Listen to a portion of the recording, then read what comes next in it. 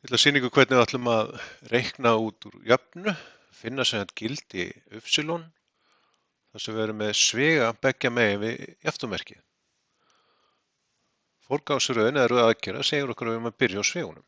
Við gerum það, við margföldum allar stærðir svegans með tölunni sem stendur fyrir utan hann.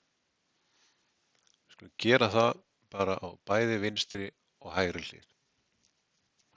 Og ef við gerum það, þá byrjum við á að gera 2 sinnum 3i, við fáum 6i, 2 sinnum 4 pluss 8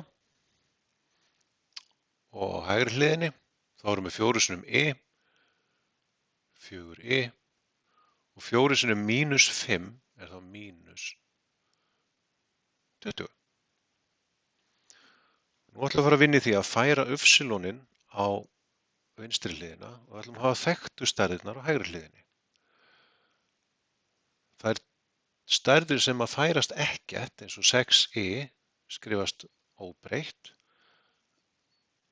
en 4i sem er plús stærð og ætlum að færa yfir í afturmerki verður mínus stærð. Svona.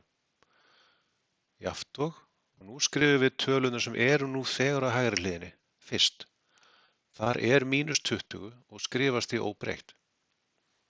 Við ætlum að færa plús 8 yfir í afturmerkið, þá verður það mínus 8. Einföldum. 6i mínus 4i er 2i.